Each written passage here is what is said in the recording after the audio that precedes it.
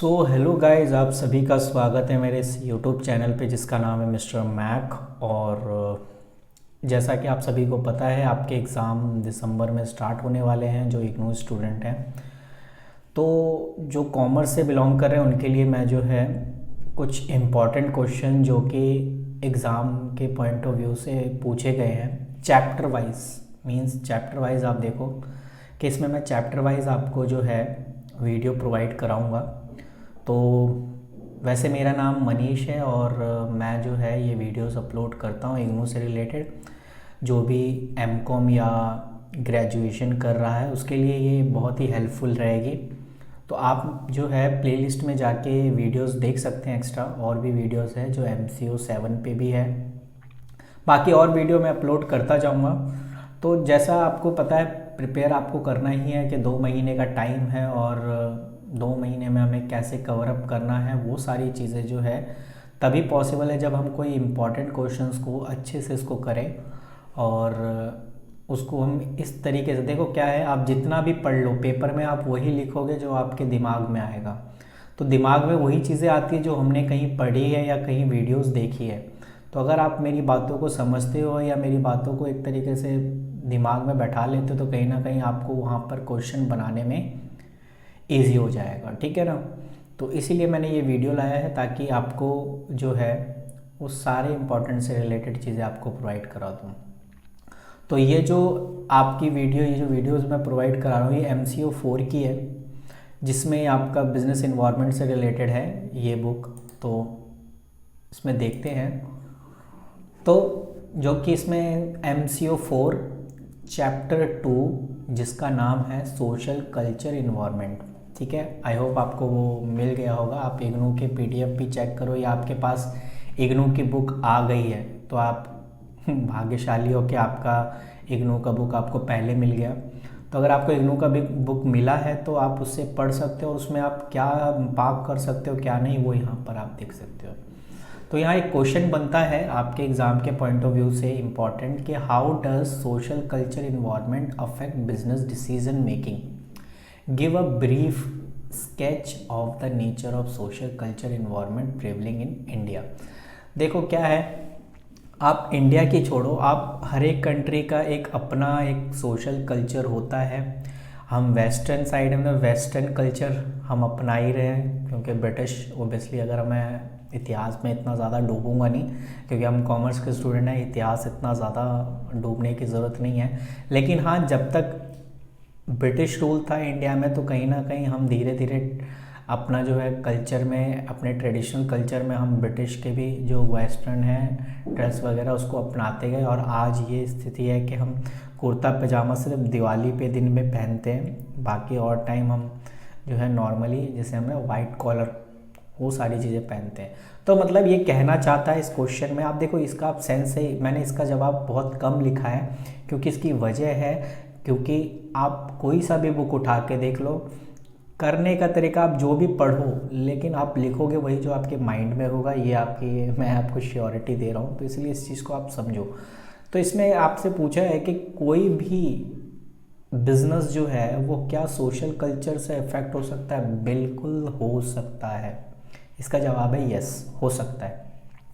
क्योंकि जब तक आप एक बिजनेसमैन हो यार, एक मोटा भाई हो, आप मोटा भाई एक बिजनेसमैन जो होता है गुजराती होता है, वो क्या दिमाग उसका इतना तेज़ होता है, वो क्या करता है हर चीज़ को एब्जॉर्व करता है कि भाई मेरे को अपना सामान बेचना है या मेरे को अपना बिजनेस कंटिन्यू चलाना है। तो ये कैसे पॉसिबल हो सकता है, तो ये तभी पॉसिबल होगा जब वो थोड़ा सा दिमाग उस चीज़ को लगाएगा। अब जैसे इंडिया की बात करते हैं, अब दिवाली आने वाली है क्योंकि अभी जो मैं वीडियो बना रहा हूँ वो 22 की है, तो 1-2 दिन बाद दिवाली आपकी आ जाएगी। तो आप देखो कि इंडिया में दिवाली बहुत ही धूमधाम से मनाया जाता है।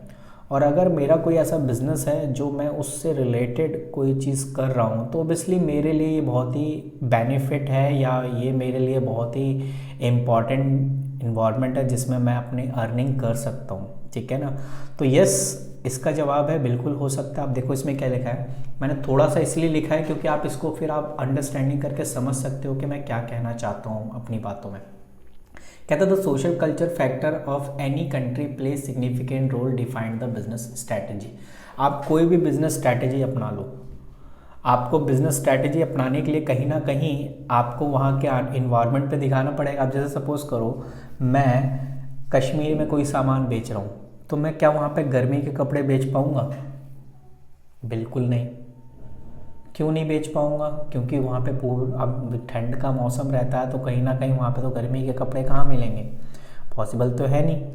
तो इसीलिए इस चीज़ को उसमें सबसे ज़्यादा अगर मैं एग्जांपल आपको दूँ तो ये देखो, आप KFC और मैकडी देखो। अच्छा, मैकडी का क्योंकि मेरे को स्टोरी पता है, तो कहीं ना कहीं मैं आपको एक मैकडी का स्टोरी बनाता हूँ कि एक जो मैकडी का स्टोरी यही कहता है कि मैकडी जो है इंडिया में पहले हैम बर्गर बनाता था। अब आपको पता है हैम बर्गर क्या होता है? पूरे कंट्री में अगर आप देखो, इंडिया को छोड़ के सबसे ज़्यादा हैम बर्गर बिकता है, और आलू टिक्की बर्गर सिर्फ इंडिया में ही मिलता है, और कस्टमाइज होता है तो होता है, ठीक है ना।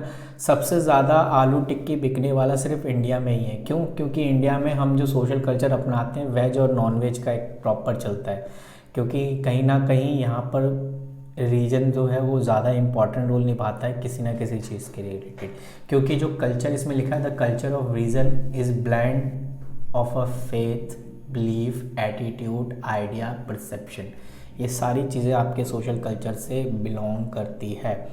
तो आप ही देखो ना इस चीज़ में कि भाई अब मैं वेजिटेरियन हूँ तो मैं तो नॉन वेज नहीं खा सकता।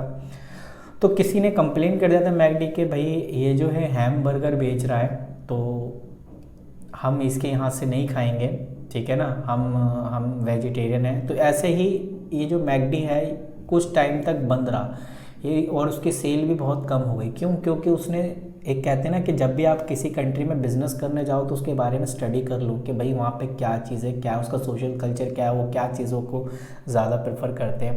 तो इसने ऐसा कुछ किया ही नहीं था। तो बाद में जब इसने बंद करने के बाद दोबारा से जब आया मार्केट में, तो फिर इसने एक अपना कॉन्सेप्ट लाया कि भाई आलू टिक्की बर्गर प्रोवाइड करा दो, जो वेजिटेरियन है उनके लिए भी सही है और जो नॉन वेजिटेरियन है उनके लिए जो है नॉन वेज प्रोवाइड करा दो अलग अलग उसमें। तो इस तरीके से आप देख सकते हो। KFC भी है, KFC का भी एक अपना ही फंडा था। आप इस तरीके से देख सकते हो मार्केट कैसे कैप्चर करता है, ठीक है ना। वेडनेसडे को एक अपना एक स्कीम रखता है, आपको पता नहीं सारी चीज़ें क्यों, क्योंकि मंगलवार को आपको जो है चिकन का जो है नहीं खाते हैं कुछ लोग, तो उस वजह से वो चाहता है कि अपना वेडनेसडे को थोड़ा सा ज़्यादा सेलिंग हो, तो उस तरह से वो क्या निकाल देता है, एक ऑफर निकाल देता है वेडनेसडे वाला। तो इस तरीके से क्या कर रहा है KFC, इसी तरीके से प्रॉपर कर रहा है। तो किसी भी कंट्री का सोशल कल्चर इन्वायरमेंट जो है बिज़नेस को अफेक्ट करता है। बस आप पे डिपेंड करता है, उस बिज़नेस पे डिपेंड करता है कि वो उससे कैसे निकलेगा, ठीक है ना। अगर वो फंस गया तो उसकी कंपनी डूब जाएगी, अगर उस चीज़ को सही से स्टडी नहीं कर पाया, ठीक है। और अगर उसने अच्छे से एब्जॉर्ब कर लिया। अब दिवाली का फेस्टिवल चल रहा है, दिवाली के फेस्टिवल में अगर आपका बिज़नेस का अगर लाइटिंग से रिलेटेड है तो ऑब्वियसली आपके लिए बहुत ज़्यादा बेनिफिट रहेगा। या आप कोई भी डेकोरेशन से रिलेटेड है या फूड से रिलेटेड है, तो आप उसी तरीके से आप जो है सामान वगैरह मार्केट में लॉन्च करोगे, जिससे एक ट्रेडिशनल लगे कि हाँ जी इस तरीके का, तो आपका ये बेनिफिट हो सकता है। तो कहीं ना कहीं हम देख सकते हैं इंडिया में भी इस चीज़ को ज़्यादा प्रेफर किया जाता है। तो वही कह रहा है the culture is in faith पे है, और बिलीफ है, एटीट्यूड, आइडिया एंड परसेप्शन है। उसके कह रहा है of an individual that direct और indirectly affect the social surrounding. Obviously चाहे वो डायरेक्ट और इनडायरेक्ट अफेक्ट तो करेगा, ठीक है ना। The social culture factor is a macro economy factor in the running of the business organisation. देखो दो तरीके के फैक्टर्स होते हैं, एक माइक्रो एक मैक्रो। माइक्रो फैक्टर इतने छोटे मोटे हैं जिसमें हम चाह सकते हैं कंट्रोल करना चाहे तो हम खुद से कंट्रोल कर सकते हैं, लेकिन मैक्रो इन्वायरमेंट एक बड़ा इन्वायरमेंट है जिसपे अपना कोई कंट्रोल यानी बिजनेस का कोई कंट्रोल नहीं होता है। तो इस चीज़ के लिए हम थोड़ा देख सकते हैं। तो आई होप आपको ये क्वेश्चन समझ में आया होगा। नेक्स्ट क्वेश्चन चलते हैं जो इम्पॉर्टेंट है, ठीक है। ओके, नेक्स्ट है आपका give the brief account of quantitative and qualitative aspect of, ठीक है, थोड़ा सा देख लें। हाँ, demographic environment in India, their relevance to the business decision making. देखो एक है give a brief quantitative and qualitative aspect of demography. अब ऊपर की जो बातें लिखी है वो क्वांटिटी की बात है, क्योंकि इंडिया में आपको पता है पॉपुलेशन ज़्यादा है और नहीं है, तो आप देख पता है कि चाइना से दूसरे नंबर पे आपका जो है इंडिया पॉपुलेशन के मामले में है। तो कहीं ना कहीं कह रहा है कि दोनों के बारे में आपको इसको कि क्वांटिटेटिव क्या होता है एस्पेक्ट और क्वालिटेटिव एस्पेक्ट क्या होता है, इस चीज़ को आप समझो। क्वांटिटी का मतलब होता है नंबर, एक नंबर प्रॉपर। तो आप देखोगे क्या है एक इसमें कि size of the population defined the quantitative prospectus of a country, ठीक है ना कहीं साइज जो है वो क्वांटिटेटिव को दिखाता है। और इंडिया में आपको पता है कि पॉपुलेशन बहुत ज़्यादा है, और जहाँ जिस कंट्री में पॉपुलेशन ज़्यादा है ये also define the market of potential. The country with the large population has a large market potential, ठीक है ना, कि अगर जिस कंट्री में पॉपुलेशन ज़्यादा होगा तो वहाँ पे मार्केट भी बड़ा होगा, जो कि इंडिया में भी आप देखते हो मार्केट बहुत बड़ा है। बहुत सी कंट्री, फॉरेन कंट्री इंडिया में आके सामान को बेचती है और समझती है। आपका एक एग्जांपल देख लो, Xiaomi का फ़ोन देख लो, Realme का फ़ोन देख लो, सस्ते फ़ोन मार्केट में बेचते हैं और यकीन मानो सबसे ज़्यादा इंडिया में ही सेल होता है और ख़रीदते हैं लोग, और सस्ता है। सारे फीचर्स आपको देख रहे, किसने सोचा था कि 3-4 कैमरे वाला फ़ोन आपको 9 से 10 हज़ार में मिल जाएगा, दे रहा है वो, फीचर्स अच्छे दे रहा है, तो मतलब उसने मार्केट को कैप्चर कर रखा है और उसका सेलिंग पोटेंशियल बहुत बढ़िया है, ठीक है ना। तो उसने क्यों इंडिया में आया, क्योंकि ऑब्वियसली यहाँ पॉपुलेशन ज़्यादा है, और दूसरा है कि यहाँ प्रॉपर देखा जाए the higher population promise easy availability of cheap and talented labour. क्या हो रहा है कि देखो इंडिया में पॉपुलेशन ज़्यादा है, पॉपुलेशन ज़्यादा होगी तो अनएम्प्लॉयमेंट भी कहीं ना कहीं ज़्यादा होता है, ठीक है ना। ये तो हम पढ़ते ही हैं कि किसी भी लिमिटेशन में पॉपुलेशन जो है ज़्यादा जो है नुकसान देता है।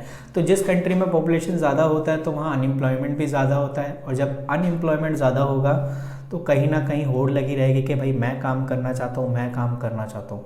तो इसीलिए कंपनी इंडिया में आती है और उनको जो है चीप लेबर यानी सस्ते में मजदूरी उनको मिल जाती है, लेबर वगैरह मिल जाते हैं जिनसे उसमें सामान को बनवाते हैं, ठीक है। तो देखो कुछ फ़ोन्स वगैरह ऐसे हैं जो पार्ट्स बेशक विदेशों से आते हैं लेकिन असेंबल यहाँ होते हैं क्योंकि यहाँ पे सस्ते हैं, ठीक है ना। तो इन सब चीज़ों, कॉल सेंटर देखो, कॉल सेंटर इंडिया में सबसे ज़्यादा है, क्यों? क्योंकि ऑब्वियसली यहाँ पर आपको सस्ते में मिल जाते हैं यार कॉल सेंटर वाले, तो आप इस चीज़ में भी देख सकते हो। तो आप एक अंडरस्टैंडिंग लेवल पे देखो क्या है। तो ये क्या लिखा है, there are many multi national companies coming to the country. Obviously जब उनको लगता है यार यहाँ पे मेरे को सस्ते मजदूर मिल रहे हैं और मार्केट भी अच्छा कैप्चर कर दूंगा और प्रॉफिट तो भाई साहब बहुत ज़्यादा होगा, तो कहीं ना कहीं मैं इस कंट्री में आके इन्वेस्ट करना चाहूँगा। तो हर कोई बंदा यहाँ पर आके इन्वेस्ट करता है। ये तो हो गई क्वांटिटेटिव की बात। अब बात करते हैं अब बात करते हैं आपका क्वालिटेटिव की। क्वालिटेटिव में क्या लिखा है, the life expectancy and age composition make the difference in the term of country. इसमें क्वालिटी की बात कर रहा है कि लाइफ एक्सपेक्टेंसी का मतलब होता है कि किस कंट्री में सबसे मतलब कहते हैं ना कि इंसान कितने समय तक जी सकता है, एज मैटर करता है, मतलब ठीक है ना कि एज क्या है। तो इंडिया में आपको पता है यूथ सबसे ज़्यादा है और इसीलिए यहाँ पे कॉमनवेल्थ गेम 2010 में हुआ था। इसकी वजह यही थी कि यहाँ पे यूथ की पॉपुलेशन ज़्यादा है, ठीक है ना। तो यूथ ज़्यादा है तो कहीं ना कहीं यूथों की जो मेंटालिटी होती है खर्च करने की, भाई साहब पूछो मत कि कितनी ख़तरनाक होती है। और जो बड़े हो जाते हैं, हमारे पापा देखो ज़्यादा कुछ अब खर्च नहीं करते कि उनको पता है कि भाई हमें जितनी ज़रूरत है हम कर रहे हैं नहीं है। लेकिन यूथ है भाई हमें ये चाहिए, हमें वो चाहिए, हम ये करना है वो करना है, तो यूथ ज़्यादा डिमांड करते हैं। तो इसीलिए उसी के रिगार्डिंग काम भी किया जाए। तो यही चीज़ यहाँ कह रहा है, life expectancy and age composition make the difference in the term and country with a young population has a more opportunity to grow। और मैंने बता दिया वजह क्या है, ठीक है ना। Example, India having young population promise to good growth. तो भाई यहाँ पे यंग जो है कुछ ज़्यादा है, इसलिए अगर आप कोई ऐसा सामान बनाते हैं जो यंगस्टर को ज़्यादा पसंद आ रहा है तो कहीं ना कहीं आप बेनिफिट कमा रहे हैं, ठीक है ना। तो ये एक पॉइंट था जो कि आपको समझाना था। तो मेरे ख्याल से ये 2 क्वेश्चन आपके इस चैप्टर से बहुत ज़्यादा इम्पॉर्टेंट थे और वो जो मैंने आपको बता दिए हैं। तो अगर आपको ये वीडियो पसंद आएगा तो आप यार ये अपने दोस्तों में शेयर करो ताकि उनको भी हेल्प हो जाए, मेरे को भी हेल्प हो जाए। और अगर ज़रूरी नहीं है आपने देखो, अगर आपको वीडियो पसंद आई है तो अभी आप सब्सक्राइब करना, वरना कोई दिक्कत नहीं, बहुत है और भी मैं अपलोड करता जाऊंगा। और आपको और वीडियोस चाहिए, आप प्लेलिस्ट में जाके मैंने कैटेगराइज बना रखा है, MCO 7, MCO 5, ये सारी चीज़ें मैंने बना रखी है और भी बनाता जा रहा हूँ, चाहे वो ग्रेजुएशन से रिलेटेड है क्योंकि बैचेस चलते रहते हैं ऑफलाइन अगर आप ऑनलाइन क्लासेस भी लेना चाहते हो वो भी अवेलेबल है रीज़नेबल प्राइजेस पे। तो आपकी मर्ज़ी है, आप ऑनलाइन पढ़ना चाहते हो, फ्री पढ़ना चाहते हो, यूट्यूब जिंदाबाद है। अगर आप चाहते हो नहीं जी हमें अट्रैक्शन पूरा चाहिए प्रॉपर एक ऑनलाइन क्लासेस के लिए, तो ऑब्वियसली आप ये ज्वाइन कर सकते हैं ऑनलाइन भी। और ऑफलाइन अगर आप ज्वाइन करना चाहते हो तो अगर आप साउथ दिल्ली में बिलोंग करते हो तो ऑब्वियसली आप आपके नियर पड़ेगा, आपको ज़्यादा दिक्कत नहीं होगी। तो मिलते हैं आपसे अगली वीडियो में, ताकि अगले चैप्टर से यानी चैप्टर 3 के जो इम्पोर्टेंट क्वेश्चंस है वो आपके साथ डिस्कस करूँगा। तो तब तक के लिए थैंक यू, अपना ध्यान रखिए एंड हैप्पी दिवाली।